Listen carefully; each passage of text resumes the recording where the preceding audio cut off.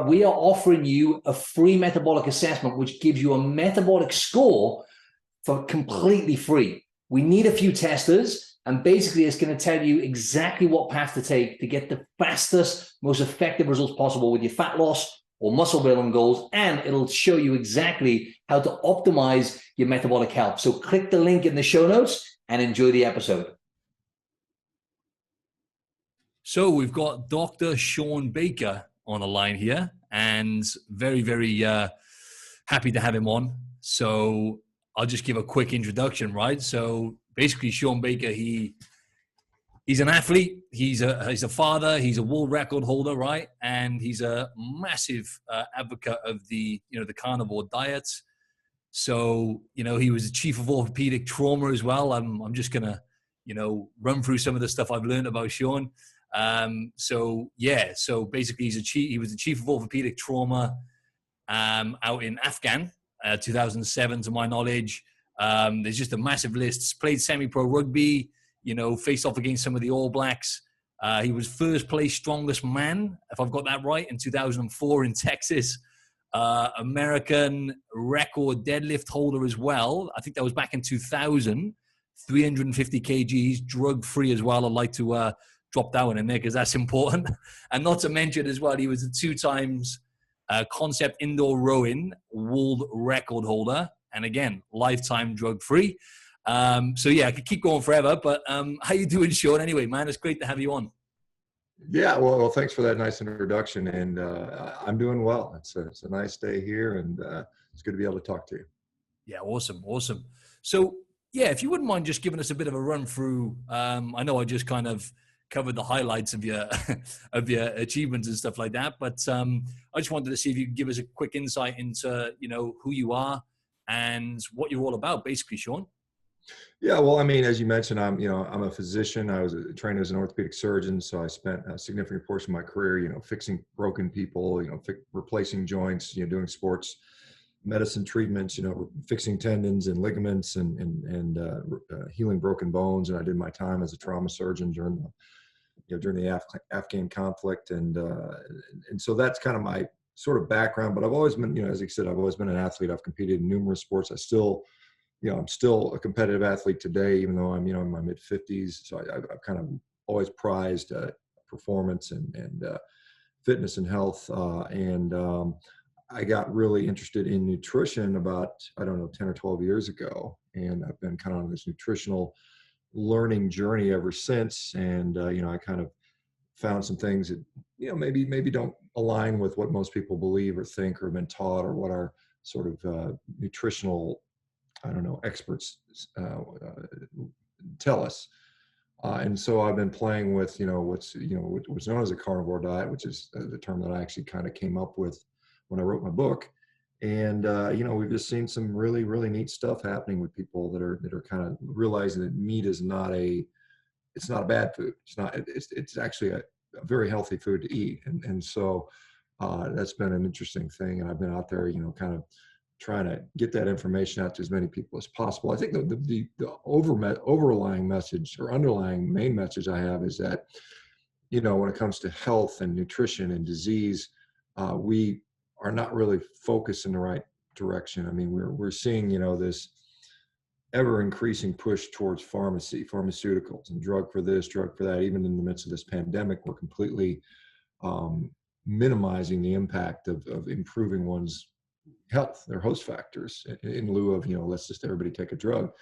And so I have, with everything I do, I try to say, you need to focus on these things. We could literally completely turn the direction around with this chronic disease epidemic, which is only getting worse. It gets worse and worse every year. Instead, we are now kind of accepting it. We've got this body positivity, obesity is beautiful. And it's not to say these people should be shunned or denigrated in any way, but I mean, we should not glorify disease. I mean, we can accept that it happens and try to realize that people are dealing with that, but to sort of almost promote it. And then of course, the solution for that is just don't worry about your disease. We got a pill for that. You can just kind of continue on in your unhealthy ways and behaviors, and we'll just continue to medicate you. I think that is clearly the wrong message. Unfortunately, it doesn't, it sells well. There's 100%. Yeah. a lot of money to be made in that.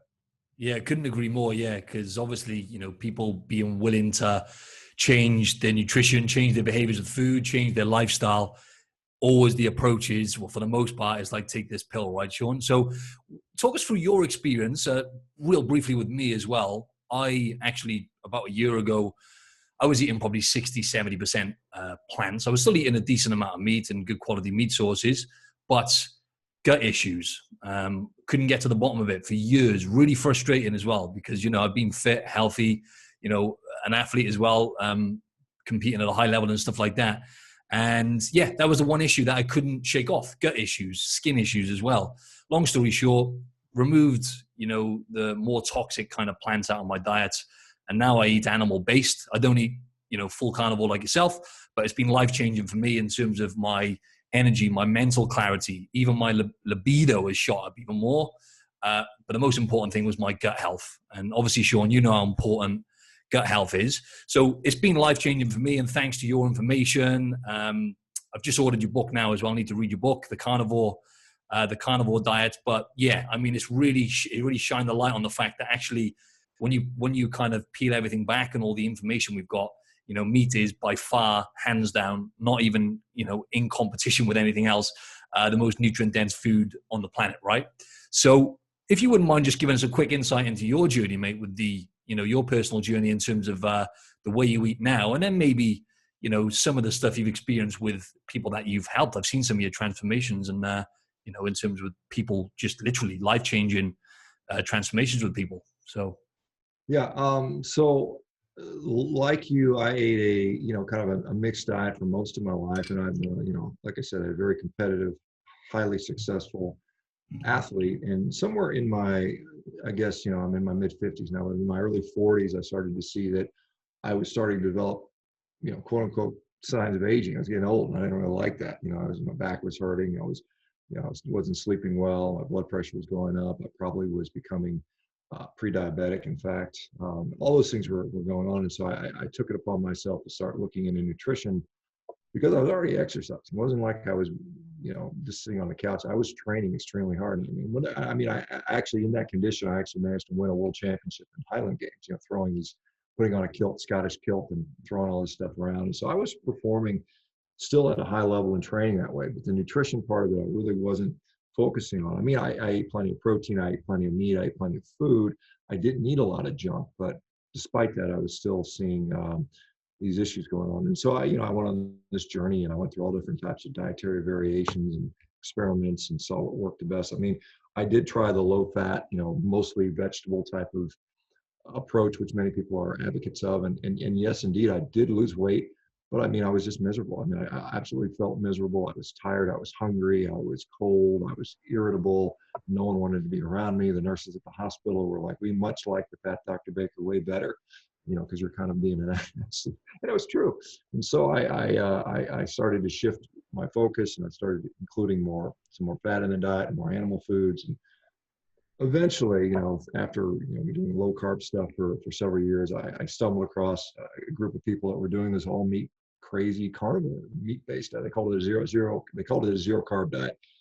And I thought it was bizarre. I thought it was weird. I thought it was crazy. It seemed, but it was interesting. And so I kind of dug and delved more into it and kind of questioned some of these folks and kept an open mind. And after about 6 months of kind of observing this, I said, well, let me just try it. And so I tried it, for a couple of days, and I was like, well, that's not bad. I kind of like steak and eggs. It's pretty good. I don't mind bacon and that type of stuff. And so that's what got me into it. And then, I kept going back to that and going longer and longer. And eventually I got to where I did it for a full month.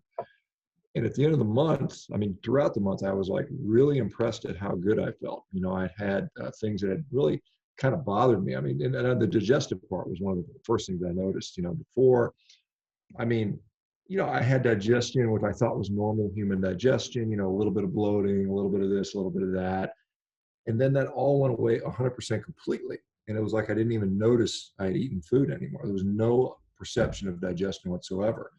That was eye-opening to me. And so when the 30 days were over, I went back to my more mixed omnivorous diet, and I immediately started to feel bad. I mean, everything that had gone away immediately came back. So at that point, I made a decision that, I'm going to go continue doing this for a longer period of time. And then it went to 60 days, and then 3 months, and 6 months, and a year. And I remember my girlfriend at the time goes, "How long are you going to do this?" And I said, "Well, I'm only going to do it for a year." Then I got to 2 years and 3 years and so on and so forth. Wow. And so now I'm about 5 years into this. And that was my journey. And then so along the way, I was on, social media talking about this stuff. And it was kind of a joke, hey, aren't you, you're going to die of a heart attack. You're going to, you're going to get scurvy because you're not eating vitamin C enough. And you're going to have, your colon's going to die because you don't have any fiber in there. And of course, none of those things happened. And for whatever reason, I inspired a bunch of other people to try it. And so we actually did a kind of an organized sort of experiment. We did a 90-day trial, and we had I think 100 people that had volunteered to go for 90 days. And we recorded everything. We recorded, as much information as we could from those people. And, with basically without exception, every one of them had tremendously good results. And they lost on average something like 30 pounds in 90 days and 8 inches off their weight, or 8 centimeters off their waist. And I mean, their resting heart rate went down, and all the subjective markers. How do you feel? How's your sleep? How's your libido? How's your digestion? How's your skin? On and on. Everything got better tremendously. So I said, well, there's something really here. And so, I continued on this path, eventually formed a company with somebody else who had been affected by this. And we named this company MeatRx. Meat is medicine, basically. And then we developed this huge community and we've got literally thousands and thousands of people now that have all seen similar results, like people that have, literally lifelong diseases, things like multiple sclerosis and, certainly diabetes and obesity and arthritis and back pain and some of the mental health disorders, bipolar disorder, anxiety, PTSD. I mean, just about everything you can think of that's chronic in nature. I've seen at least someone get dramatically better by using this. And so that is kind of where we were now. There's kind of an evolution in where we're going. We're seeing some patterns starting to emerge that, certain people, whether it's based on their age or their sex or maybe their ethnicity or where they're located in the world or what their lifestyle is like, seem to tolerate things better than others when we're talking about things. In addition to meat, certain people have different requirements. And so we're trying to figure that out. So that's kind of that's where we're headed at this point, because we want to make it as accessible as everybody first. I'm fairly convinced that a carnivore diet as an elimination diet is very effective for just a tremendously high number of people for a high number of diseases and issues. Not everybody needs to do it, and not everybody wants to do it. And so we want to figure out what works, with the least restriction as possible, I suppose, and the thing that makes it more sustainable. Now, some people are just completely happy just eating nothing but, I got a guy that, he eats ground beef and bacon every meal, every day. He's been doing it for 3 years, and he's as happy as can be. Doesn't care, doesn't want to change anything, and it's fine. And he's doing great. And there's other people that, they're happy to, add in a piece of fruit or something like that, or an avocado. And we're just trying to figure out what's going to work for them, what's not. So yeah, that's the deal right now. Yeah. No, I see what you mean. Yeah, that's awesome. I've seen, on your page and stuff, some of the, just some of the stuff you post with, the text and stuff that people have sent you. It's just unbelievable, right? Because as you say, with all the immune, and that's another kind of thing we're facing now, right? With chronic disease is the obesity epidemic, yes, heart disease. And I believe like immune issues now are kind of just behind that, right? So like immune illness is flying up, right, on a global scale. So mate, that was really good for clearing that up. I wanted to ask you in terms of like me, because this is an issue I get, Shawn, right, with clients. And funny thing is, even myself, right? So I was eating a decent amount of, say, good quality grass-fed red meat anyway, right? Prior to about a year ago when I transitioned more into animal-based. So now I just eat some fruit. I don't eat any vegetables. I just eat fruit, like berries, avocado, red meat. I eat offal as well. So I get a decent amount of kind of beef liver in and whatnot. And I have some bone broth here and there. So it's quite balanced, but I was always worried, even me in my head, I was worried about like red meat. I had this thing in my head, like maybe not more than 3 or 4 times you shouldn't eat it, because I just didn't know what was going on in my head personally, because the bottom line is like, anyway, I wanted to ask you, because I have with clients, for example, I've had, I'm a transformation coach. So I was a personal trainer for years. but now my business is online and I help people a lot with nutrition now, right? So some of my clients, Shawn, they've gone to they've been getting great results. They've got leaner. They feel so much better, energy levels, they're stronger, everything else. Then they go to the doctors and have a checkup. And the doctor, I'm sure you've heard this many a times, the doctor will say to them, your cholesterol levels are really, really high. You got to be very careful. And then they'll come to me and they'll say, look, I'm going to have to cut meat out. I'm going to have to reduce my eggs and, egg yolks and stuff like that. And I'll try and communicate to them, but the bottom line is, man, I wanted to ask you, saturated fat, cholesterol, these things that, a lot of us are conditioned to still think are bad. Talk to us about that a bit, Shawn, if you don't mind, because it's a bit of a frustration of mine.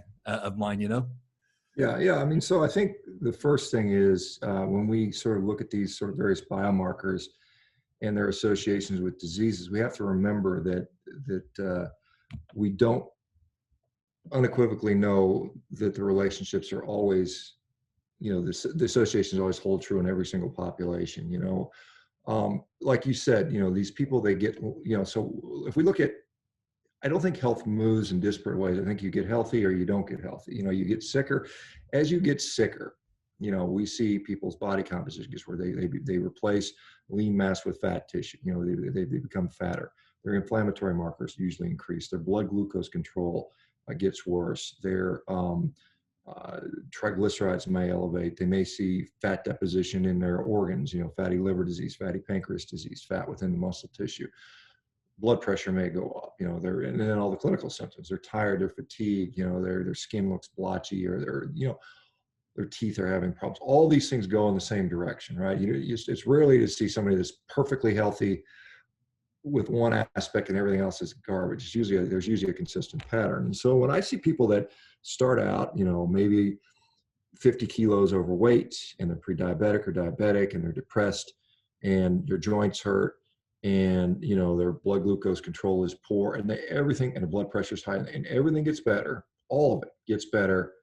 And the only thing that goes the other way is cholesterol. Then you have to ask yourself, in that particular situation, is that cholesterol really a problem like we think it is?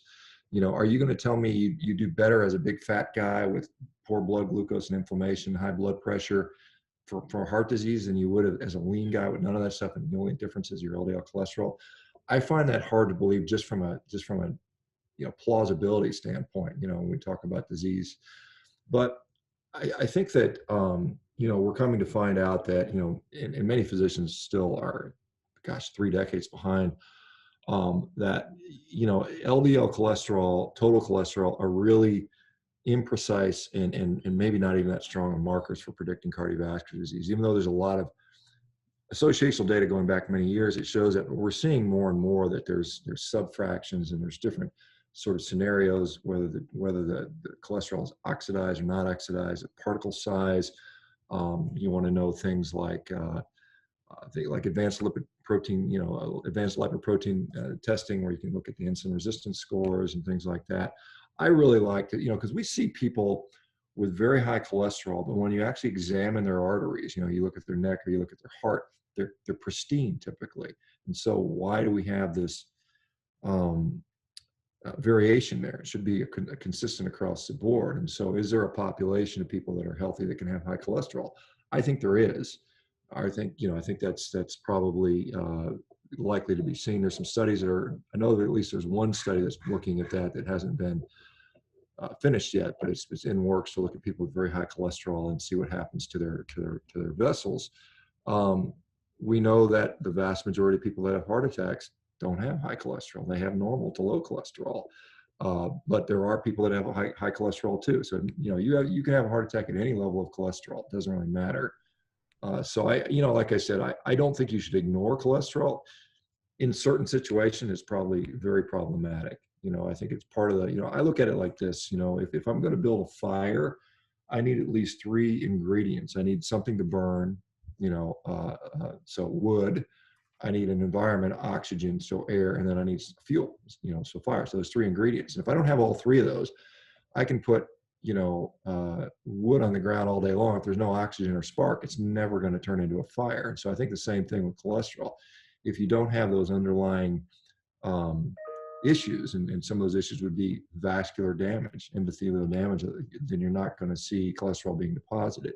And then the environment might be, do we have chronic inflammation or hyperglycemia or some of those things? There was a recent study looking at the Women's Health Study, looking at something like 50,000 people, and they showed that the number one predictor for cardiovascular disease, was at a rate of, an odds ratio of 8 or 800% increase was diabetes, or I think it might have been 10,000%. LDL cholesterol in that same study showed about a 37% increase. So you've got 1,000% increase in risk versus a 38% increase in risk, which is really kind of minimal, quite honestly. So I just, I think when anybody has that information, your doctor should at least look for more information, because you can plug in something as simple as a MESA calculator, multi-ethnicity study on atherosclerosis, MESA calculator. You can plug in your numbers and you can see what your risk is. Like for mine, for instance, it's kind of funny. I checked my cholesterol, I don't know, a month ago. My total cholesterol was 237 milligrams per deciliter, US numbers. And when I plugged in all my stuff into the MESA calculator, my risk for having a cardiovascular event in the next 10 years was 2%. If I could take my cholesterol and bring it all the way down to 100 and make the vegan doctor super happy, my risk would go from 2.2% to like 1.6%. So it's like a 6.6% difference. Yeah. It's like, is it worth it to me? The other thing that would happen is my HDL would drop if I did that. So it would further make that not that worthwhile. And then again, I talk about most of these studies, when we're looking at cholesterol, we're worried about cardiovascular disease. And while it's true, cardiovascular disease is the disease that kills most people or kills the most number of people.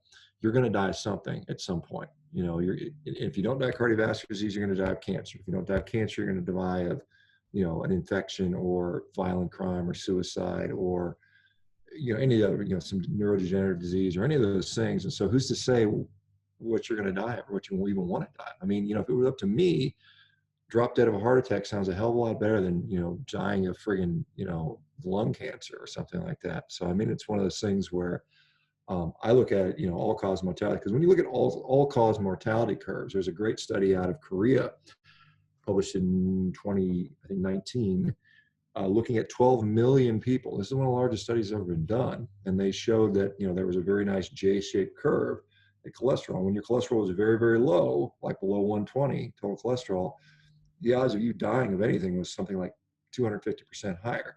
And then when it got down to 210 to 240, it was the lowest it was at. And then as it went up towards 300, it increased a little bit, but maybe 30%. So I think, like I said, if your goal is to live, then I'm not convinced that you have to necessarily have the cholesterol as low as possible. I think there's other things that matter. And I think at the end of the day, I mean, I'm going to say I don't know what makes people live longer. I really don't. Because I don't think anyone knows. And I think if you use that as your operating framework, then the other thing is what other worthy goals can I have? Well, I would say, why don't we work on quality of life? Why don't we feel good? Why don't we enjoy the time we have on earth, however long it may be, not be burdened with disease, function well, feel well? And if that's our goal, then perhaps our recommendations look very differently. And as you pointed out yourself, if you're running around with gut pain all the time, or your friends are obese and have pain and that goes away, to me, I think that's a worthy goal. And I think that's probably all we're able to do with and to actually say with any confidence. I mean, I know if I've got a patient that is diabetic taking medications and I can make them so they don't need to take any medication anymore, that's a win. That's clear. That's not speculating what you're going to die of in 30 years, which is always, I mean, it's like astrology as far as I'm concerned. 100%. I actually had that with a client as well. He was pre-diabetic, and then obviously as he got leaner, healthier, prioritized the important things, such as just eating more whole foods, getting good sleep and all the rest of it. And obviously, just training properly and stuff like that. Obviously, he then, he was no longer pre-diabetic, those markers improved drastically. But then obviously his cholesterol was a little bit higher, whatever. So yeah, taking nothing away from doctors as well. I wanted to put that out there. I'm definitely not a doctor, right? But, I wanted to clear that up because I think it's an important thing for people to know that it's actually context, right, Shawn? I think that's what you're trying to say. There's a lot of context, I guess, contextual variance or whatever from person to person. And it's a trade-off to how healthy you are in general, right? Like you said at the start, you're either going one way, you're getting healthier, you're feeling better, you'll notice that as well because of how you feel, how you perform, and how you look, or you're not really. So, I like the way you summed that up. So when it comes to vegetables, Shawn, obviously I still get, when I say to people, I don't eat vegetables anymore, they're like, wow, someone said to me recently, wow, I'm really shocked about that. I thought you would have eaten your veggies, And I was like, yeah, I used to be the guy, Shawn, who would eat like bowls of broccoli and cauliflower, loads of olive oil just on its own, But yeah, nowadays, because I don't, vegetables, you talked about vitamin C, and you've talked about this many a times. I've looked into lots of your research and the studies you've shared. Vitamin C, obviously fiber, antioxidants. They're the three things that I get a bit of pushback on myself. You need those things in your diet. You need to have vegetables to get those things in. Talk us through the vegetable thing, if you don't mind, Shawn. I'm sure you get a lot of people asking you about this. Oh, you don't eat any vegetables. You're gonna die early. You're gonna die young. Yeah, I mean, so I think, we have this sort of belief that vegetables are the healthiest thing we can possibly eat, and we need to eat loads of them. And as long as we're eating lots of vegetables, we're going to have tremendous health. And in reality, we see a lot of people that eat a lot of vegetables and they end up having some significant health challenges. Now, I will say that I think vegetables and fruits and vegetables are a better food choice than much of what you find in the grocery store. Most of the, all the ultra processed food, all the, foods with all these, highly new ingredients. Anytime we're eating soybean oil and high fructose corn syrup and artificial flavors and coloring, I don't think that's a good idea, quite honestly, or at least not having that in great quantities in the diet. And so if you're eating a lot of fruits and vegetables, usually it means two things. Usually it means, number one, you care about your health, and so you don't eat the junk food. And number two, it often means you're fairly wealthy.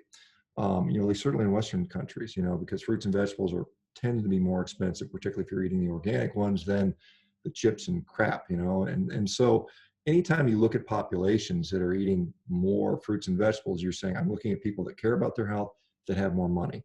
And so automatically you've now just put them in a more favorable light, and I think that's something that, they try to correct for that with multivariate analysis, but I don't think they necessarily do. The correction is whatever they think it might be. There's a bunch of numbers anyway. We think socioeconomic status is worth 20%, so but it could be 50%. And it may, we don't really know that thing with the multivariate analysis, quite honestly. So I don't necessarily think fruits or vegetables are necessarily bad or harmful for people, but I will say there are people in which it does cause harm. And that's just the reality of the observation. This is why you have practicing clinicians and make observations in the field. And you can't just discount that and say, well, I've got 5,000 people that told me when they were eating, whatever vegetables, they had some kind of digestive problem or they had some sort of issue. And when they removed it, it went away, and it goes away reliably. It comes back every time I reintroduce it. So you have to at least acknowledge that that's going on. Now, why that may be, I think there's some evidence that our gut function has been compromised and it's getting worse, as a population, as individuals over the last several decades, as our food quality has gotten lower and lower and lower, and we're eating more and more things which I don't think are necessary things we are well adapted to eating. And so we have a compromised gut.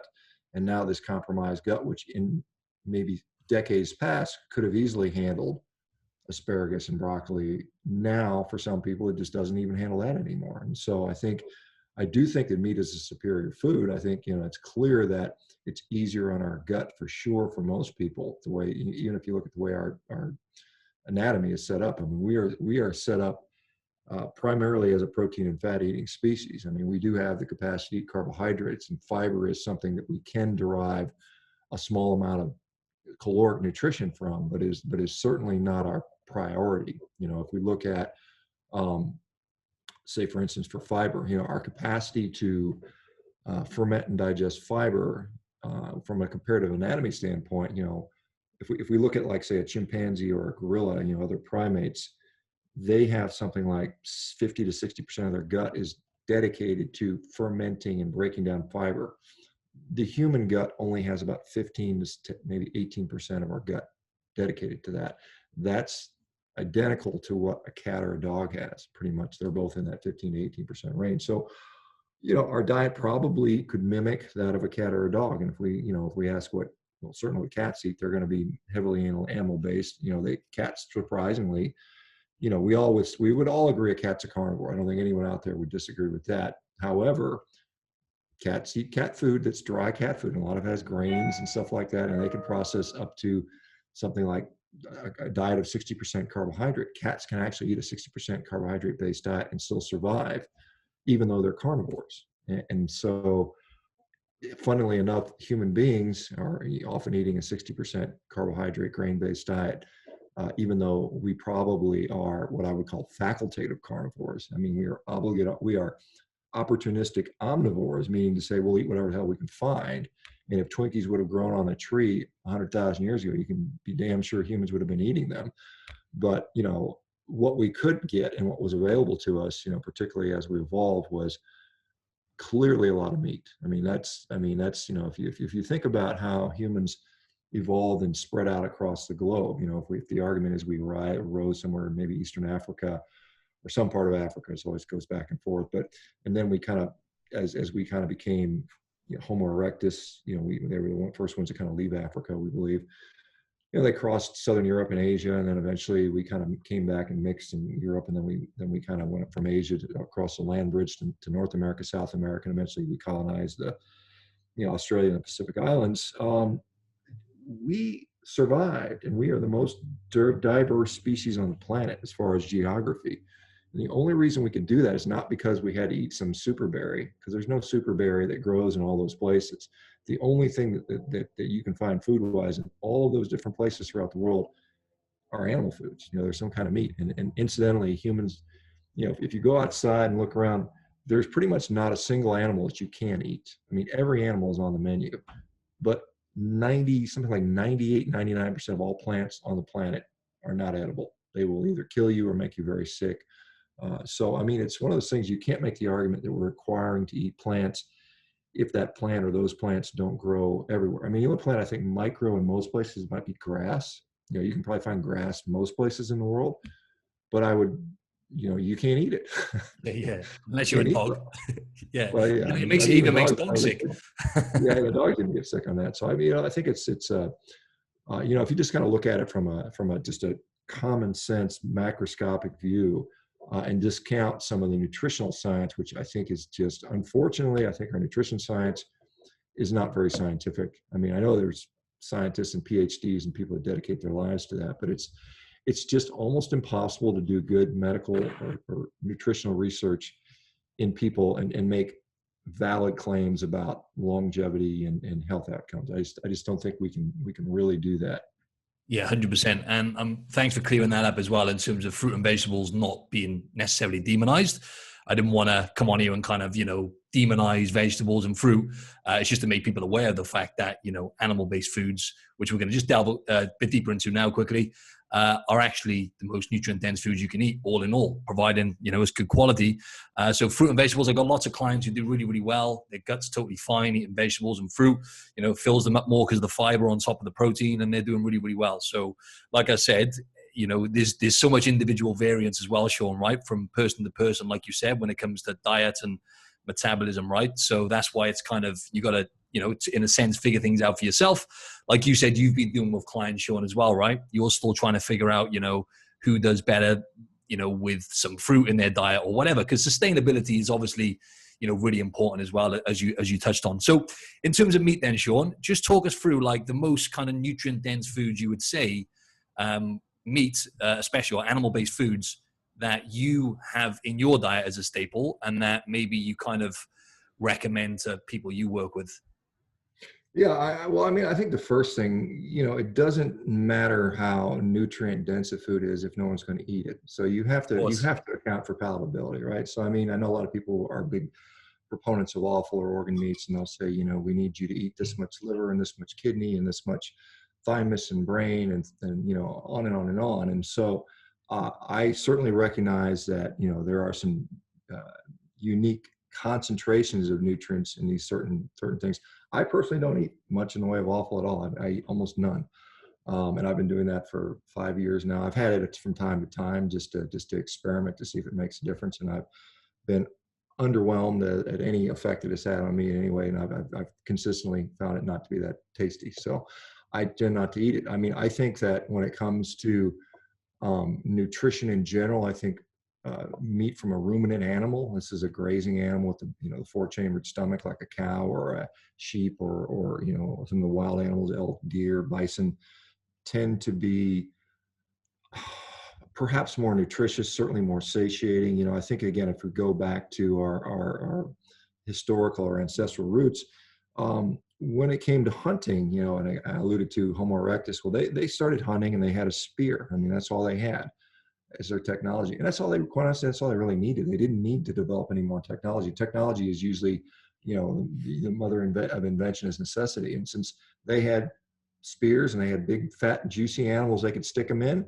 they were good. They didn't need to develop anything. And so the evidence indicates that they ate a lot of, particularly these things called proboscideans. So these would be these elephants and mastodons and mammoths. That was their food of choice. They would kill them.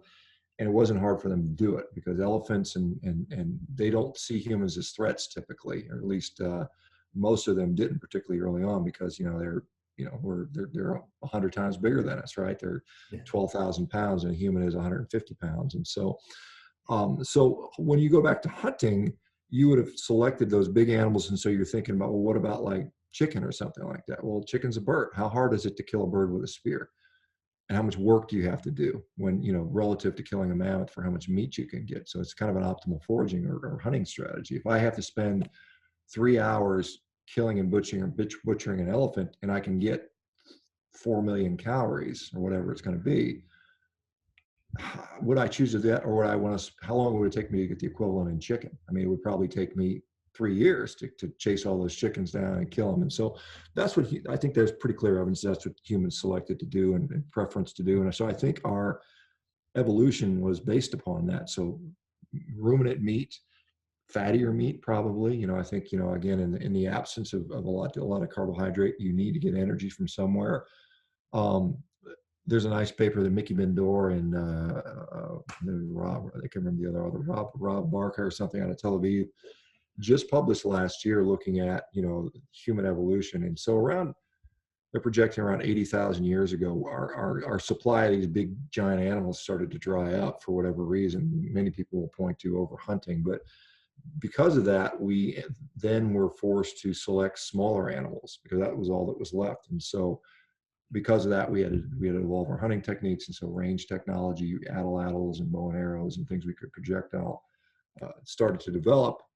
And so now we've got, we're chasing these smaller animals around. There's not as much fat. It's harder to get as much energy. We still had, the protein was still there, but the energy was lacking. And so then we started to turn towards more of our calories coming from plant sources. And then eventually that culminated in kind of the development of agriculture around 10, 12,000 years ago. And unfortunately for the human species, well, I guess it depends how you are. I mean, that allowed the development of civilization as we know it. But the negatives to that were, we took a big hit individually from our individual health. I mean, our brains actually shrunk by about 200 cc's. Our stature, we became about 6 inches shorter. Our dental health got worse. Our bone structure got weaker. We lost muscle. So, I mean, we became a more frail species and a weaker species, despite the fact that we've landed a man on the moon and all this great stuff that civilization and collective intelligence has allowed us to do. But individually, we became compromised, compared to what we were, maybe 125,000 years ago. Makes sense. Just a couple more things I wanted to clear up with you quickly, Shawn. And the other one was like the environment thing. It's another thing I'll be honest, I find it quite hard to convey because, we've got so much propaganda out there, right, Shawn? Mm-hmm. As you've probably seen firsthand, right? When it comes to, the vegan community and plant-based and stuff like that. And then obviously with the environment debate as well. Talk us through that, because I know it's a very complex thing to talk about, but if you wouldn't mind just giving us your insight on, cows, the worst thing for the environment, you got to stop eating them. again, context. Yeah, I mean that's been a very I think this has been a very important argument that the sort of the plant-based community has co-opted, because they realize they're not selling it on the health, because most people look at these vegans and they see that many of them look pretty sketchy as far as health goes. I mean, there's exceptions, but most of them don't look all that healthy. We see that, from an ethical standpoint, it's pretty easy to debunk the fact that, hey, look, I mean, there's lots of animals that are dying in your food too, and the environmental aspect is their latest argument, and they are getting now the support of major corporations and industry, because they're realizing that if they can convert people to an alternative protein source, we see this at some of even these big meat companies are rebranding themselves as protein companies, and they are sort of adopting this. We can turn peas or soybeans into meat, quote unquote meat, and we can tell people it's better for the environment and better for your health and on, the typical talking points. But the important point is we can make a hell of a lot more money than selling people beef, because beef costs a lot of money to raise, and we got to pay the ranchers, and it's hard to automate and those types of things. And we've already sort of maxed out what we can do in some degrees with that, and we can the scalability and the profitability margin on these synthetic and alternative sources of protein are much, much higher. And so this is why we're seeing these arguments being played out in the media and the press, and in celebrities and in school and stuff like that are being pushed very hard. So you got to remember the reason behind it. It's not because everybody wants to go vegan. They could care less. They want to make a lot of money off your back, and they don't really care about your health. I mean, anybody who's not completely naive realizes that corporations don't care about people's health. They care about profits. That's all they care about, and that's what drives their strategies. Now, they might paint it a certain way and pretend and masquerade and greenwash and health wash things just to act like they pretend to care, but they actually don't really. But as far as the environmental stuff, we often hear that, if you give up meat, you can save the planet from overheating because of climate change and all this stuff. And then they'll point to data from 2006, a study called Livestock's Long Shadow, in which they depicted, cows being responsible, animal agriculture being responsible for 14% of all greenhouse gases worldwide. And, then they'll point to the transportation sector, and it's also around 14%. And they'll say, "My God, it's more than cows and planes and boats and trains and all this stuff combined. By God, you should just give up meat." So what they don't tell you is that, first of all, that 14% number looks very different depending upon what parts of the world you're in. So when they use a global number, like for instance, in the United States, where I live, and in Australia, it's probably not too dissimilar. In the United States, cows are responsible for 2% of our greenhouse gases. This comes straight from the Environmental Protection Agency. It's very solid numbers. It's been that way for decades. The numbers are always pretty consistent.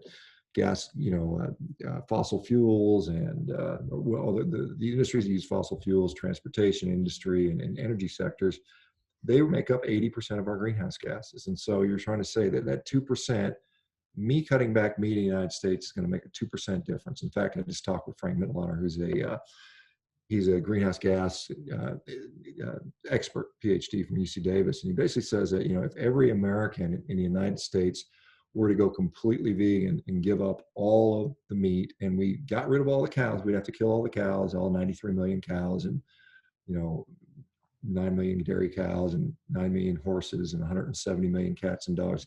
If we got rid of all of that and all of us gave up meat, the difference would only be a 2% reduction in our greenhouse gases in the United States. So it's almost pitiful. I mean, it's ridiculous. But they're going to play up these 14% numbers. And the reason it's so high is because most countries don't have much in the way of a transportation sector.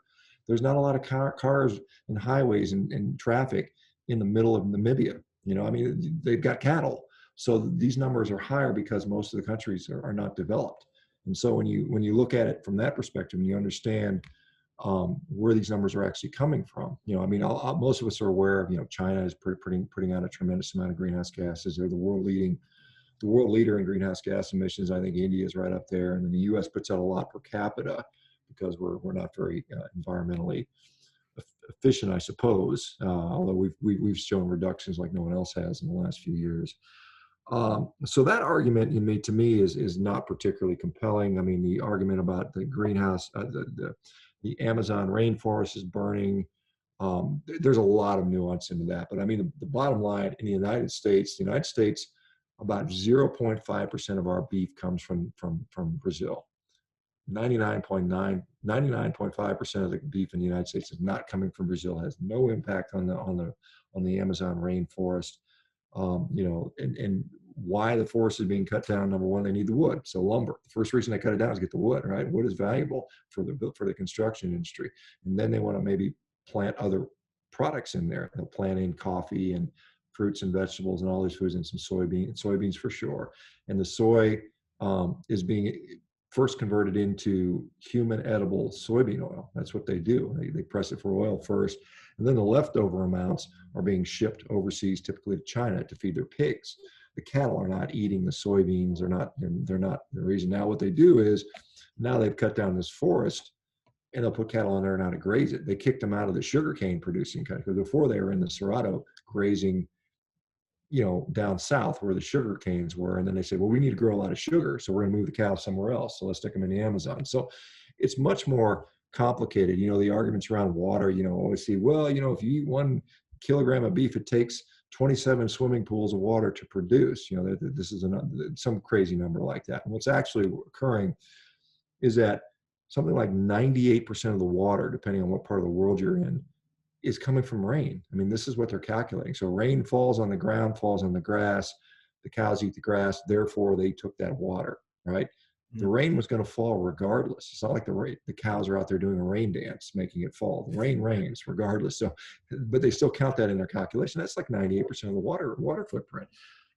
So, I mean, when you look at just blue water, that's irrigation water that came from an aquifer, the numbers look much, much different, but they don't want to tell you that. And then if we start comparing actual nutrients, if we look at lettuce, water consumption based on grams of protein, or something, usable high quality nutrients, zinc or lysine, then it's not even a contest. And then cows even look super environmentally friendly. And then that's not even to go to some of the things we do, as far as, regenerative style agriculture, which many people are doing, has tremendous benefit for restoring the soil or for restoring the biodiversity. But there's other things that are being done.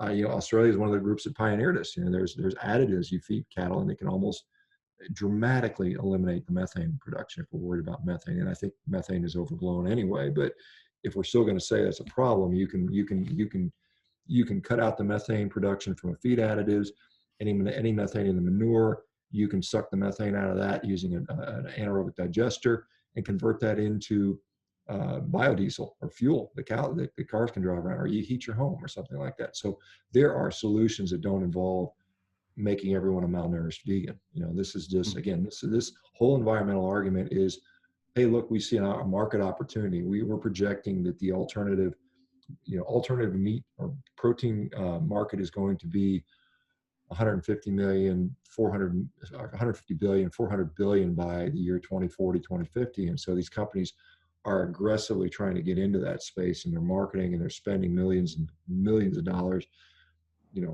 paying people to recycle their thing and try to convince you that, the only thing you can do to save the planet is give up beef. Don't turn your air conditioner down 2 degrees.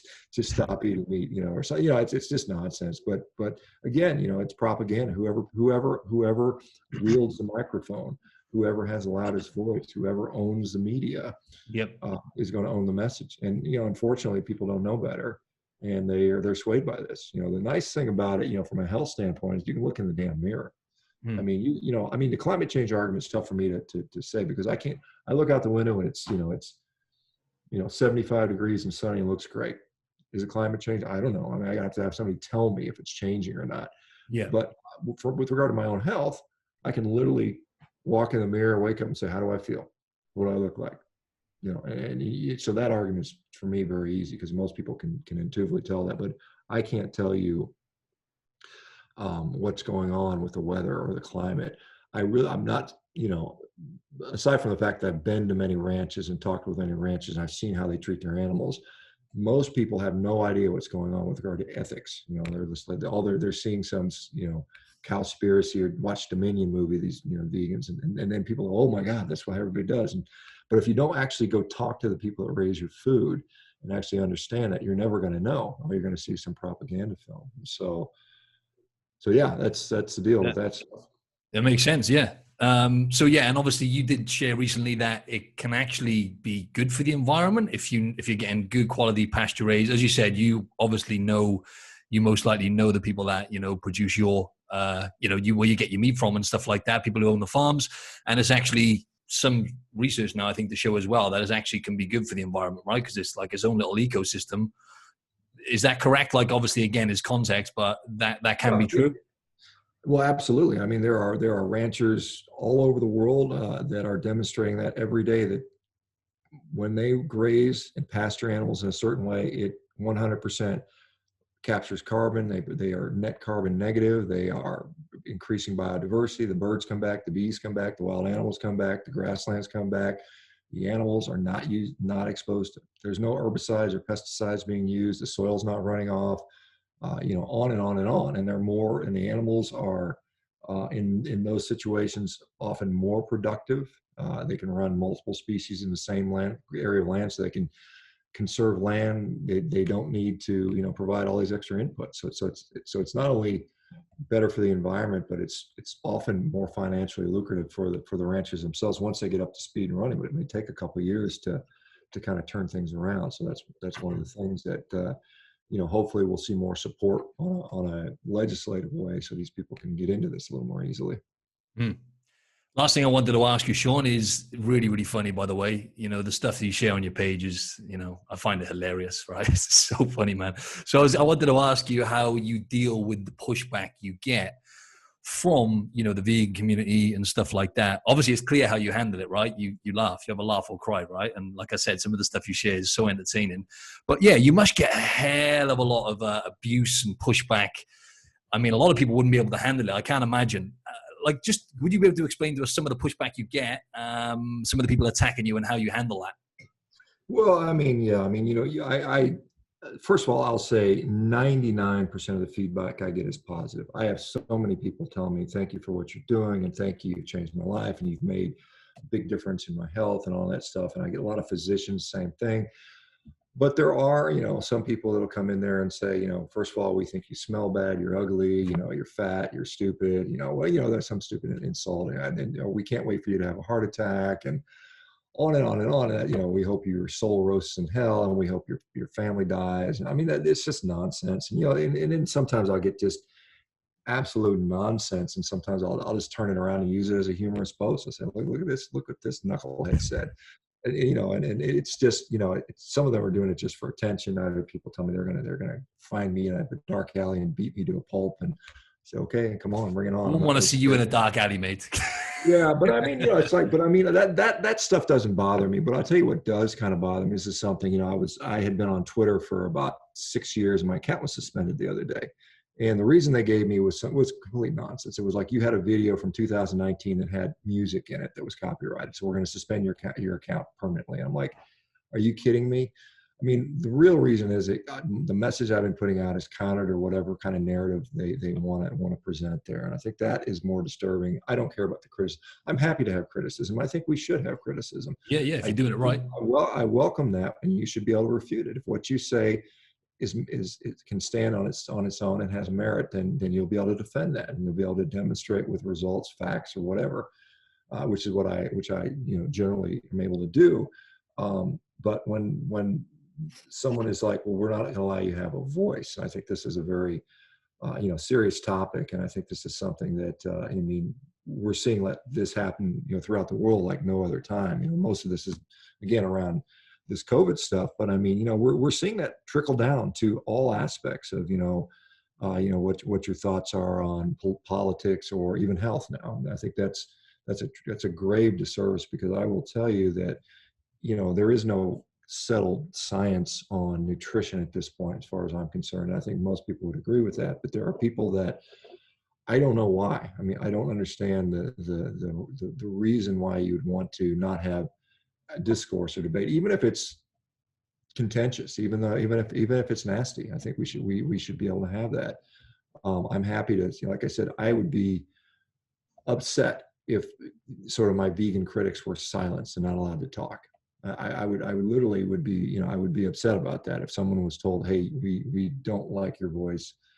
I think that is, you know, like I said, that is, you know, again, I know this is not the topic of the show, but I think if we're going to live in a free society or have a free society, freedom of speech is, you know, obviously paramount. You know, it has to be there. And I think that's under threat right now. And anyway.